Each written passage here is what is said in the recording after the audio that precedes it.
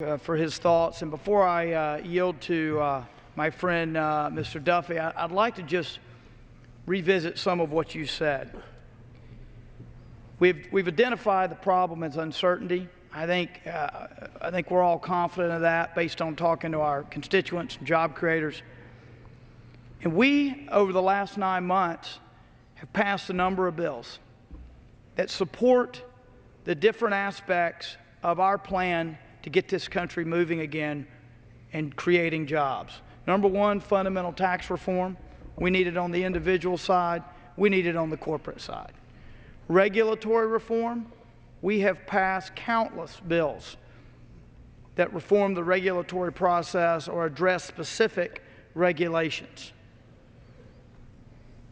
In dealing with the debt, we've been trying to raise the issue of spending and overspending, and have raised it successfully numerous times over the last 9-10 months. We have been able to do as much as we'd like.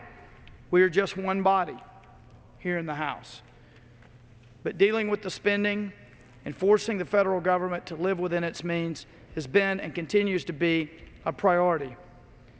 And also, what the gentleman from New York mentioned is the importance of energy exploration and energy development to our national security, because we want to depend on our own energy sources, or at least on our friends from Canada.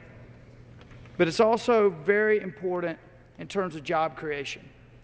The energy development that we could have in this country could create up to, some say, at a minimum, 1 million jobs.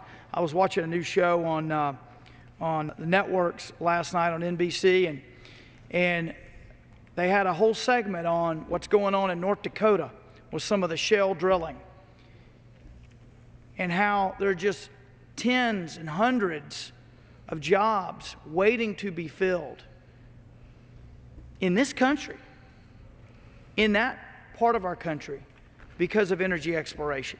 So, tax reform, regulatory reform, dealing with the debt so that we can invest in infrastructure, which is so important to economic development, and energy development. Those are critical. And if you want to talk about jobs plan or what have you, or jobs bills, it's not jobs bill, it's jobs bills.